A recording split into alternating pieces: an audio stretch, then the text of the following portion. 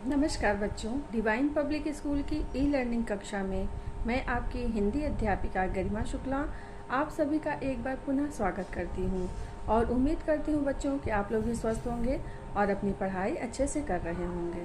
बच्चों, आज हम लोग पाठ 1 मत ठहरो नामक पाठ का अध्ययन करेंगे। बच्चों, इस कविता पाठ के लेखक श्री कृष्ण सरल जी हैं। अपना संपूर्ण लेखन भारतीय क्रांतिकारियों को समर्पित करने वाले श्री कृष्ण सरल का जन्म 1 जनवरी 1919 ईस्वी को मध्य प्रदेश में हुआ था।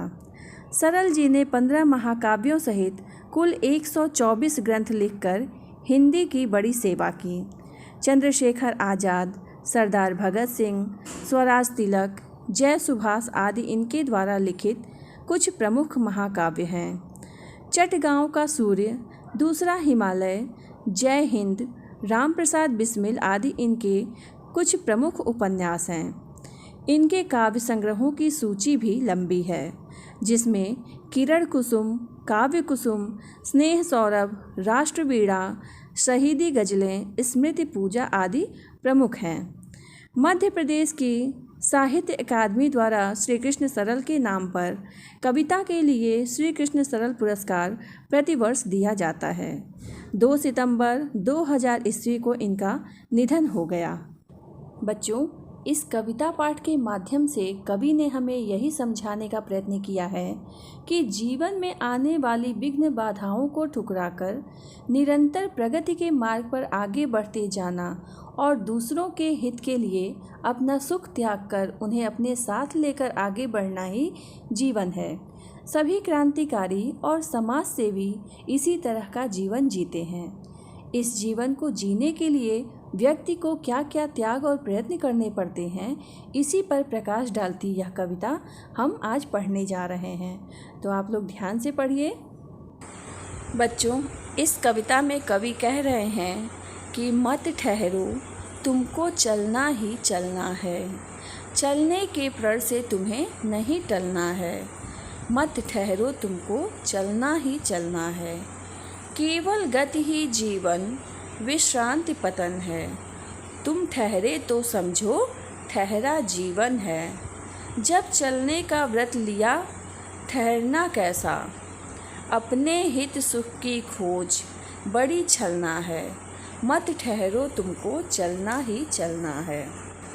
बच्चों, इस पंक्ति के माध्यम से कवि कहना चाहते हैं कि हे मनुष्य, तुम्हें ठहरना नहीं है, तुम्हें तो लगातार चलते रहना है। तुमने चलने का जो प्रण यानी कि व्रत या प्रतिज्ञा किया है, उसी पर तुम्हें मजबूती से बने रहना है। कवि कह रहे हैं कि आपने जो प्रण ले लिया है और जो प्रतिज्ञा कर ली है, आप उस पर मजबूती से बने रहिए और आपको निरंतर चलते ही रहना है, उससे बिल्कुल भी हटना नहीं है। जीवन में गति हुआ करती है। थकान या रुकावट आने पर आदमी को समझ लेना चाहिए कि उसके जीवन में गिरावट आ गई, इसलिए तुम्हारे ठहराव से जीवन भी ठहर जाता है। शायद उसे फिर जीवन नहीं कहते हैं, परंतु जब हमने चलने का प्रण किया हुआ है या चलते रहने का प्रण किया है, तो प्रतिज्ञा की हुई है, तो ठहराव किस बात का और कैसा। अपने कल्याण के लिए यदि हम सुख की खोज करते हैं, तो यही एक धोखा है। हम अपने साथ धोखा करते हैं और मनुष्यों को बिना ठहरे आगे चलते रहना है। कवि कह रहे हैं कि हे मनुष्यों, तुम्हें बिना ठहरे ही आगे चलते रहना है। बच्चों, अब दूसरी पंक्ति देखिए।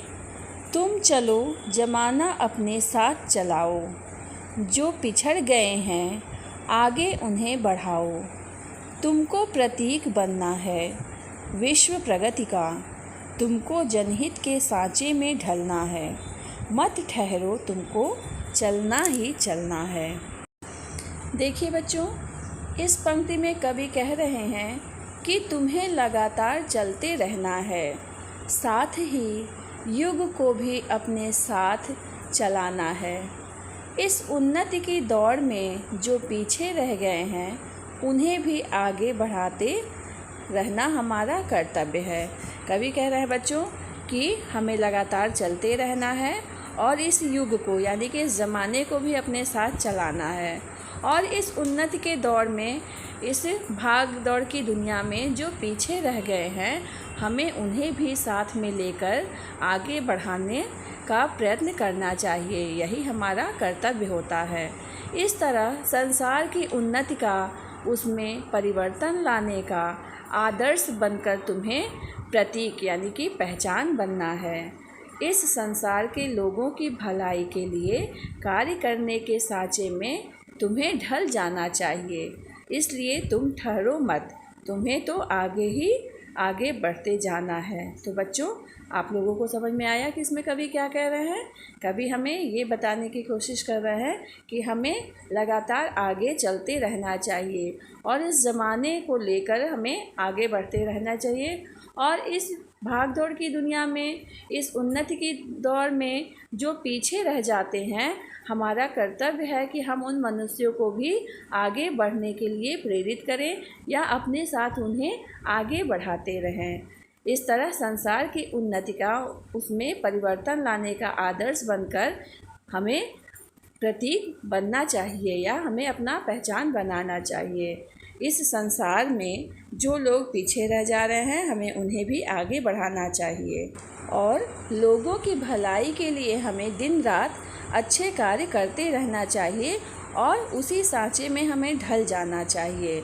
इसके लिए हमें ठहरना नहीं है, हमें तो आगे ही आगे बढ़ते जाना है। आगे पढ़िए बच्चों। बाधाएं, असफलताएं तो आती हैं, दृढ़ निश्चय लख वे स्वयं चली जाती हैं। जितने भी रोड़े मिलें उन्हें ठुकराओ, पथ के कांटों को पैरों से दलना है। मत ठहरो, तुमको चलना ही चलना है। देखिए बच्चों, इस पंक्ति के माध्यम से कवि हमें ये बताना चाह रहे हैं कि मनुष्य के जीवन में आने वाली बाधाएं, रुकावटें जो होती हैं और विफलताएं मनुष्य के पक्के इरादों को देखकर अपने आप ही चली जाती हैं। यानी कि जब हम मन में दृढ़ निश्चय कर लेते हैं किसी कार्य को करने के लिए, तो उस रास्ते में जो भी विघ्न, बाधाएं, विफलताएं, रुकावटें आती हैं, वे मनुष्य के पक्के इरादों को देखकर अपने आप ही वहाँ से चली जाती हैं। वे उसके मार्ग में रुकावट बनने से हट जाती हैं। इसलिए मार्ग के रोड़ों को अपने पैर की ठोकर से एक तरफ हटा दो। यानी कि हमारे मार्ग में जो भी बाधाएं आ रही हैं, हमें उन्हें एक तरफ पैर की ठोकर मारकर हटा देना चाहिए और अपने मार्ग के कांटों को अपने पैरों से कुचलकर अपने मार्ग पर चलते रहना चाहिए और हमें रुकना नहीं चाहिए। कवि के कहने का तात्पर्य यही है बच्चों कि मनुष्य के जीवन में आने वाली बाधाएं और विफलताएं मनुष्य के पक्के इरादों को देखकर अपने आप यानी कि स्वतः ही वहाँ से चली जाती हैं और वे हमारे मार्ग में रुकावट बनने से हट जाती हैं। यानी कि हमारे मार्ग में रुकावट नहीं बनती हैं।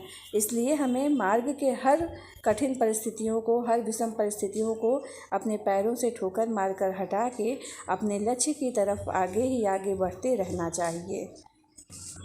आगे देखिए बच्चों, जो कुछ करना है उठो, करो, जुट जाओ। जीवन का कोई क्षण मत व्यर्थ गमाओ।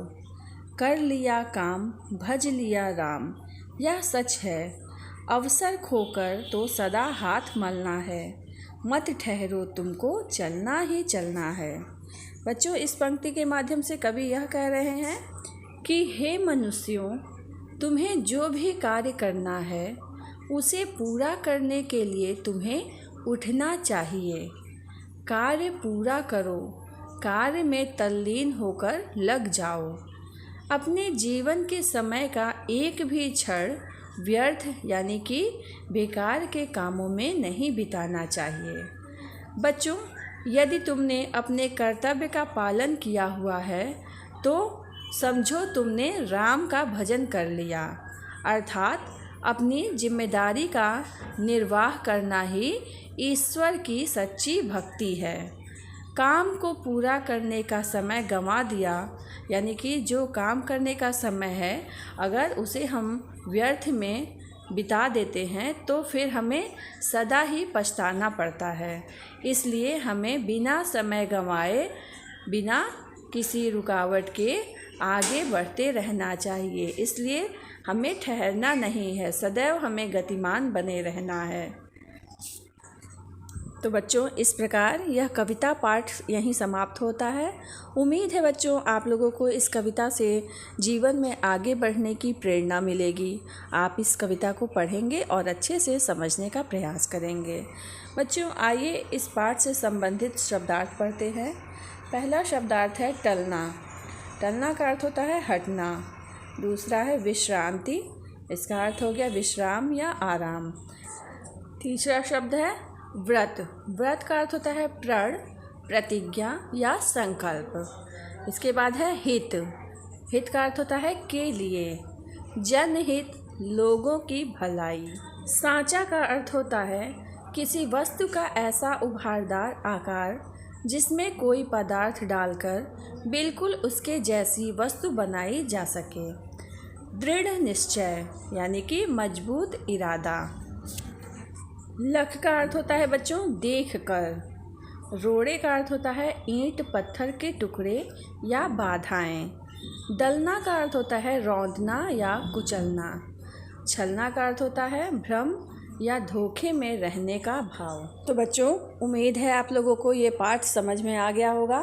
बच्चों, इस पाठ से संबंधित जो भी गृह कार्य आपको दिए जाएंगे उन्हें आप अपनी उत्तर पुस्तिका में स्वच्छ एवं सुंदर अक्षरों में लिखने का प्रयास करिएगा। धन्यवाद बच्चों, आपका दिन मंगलमय हो।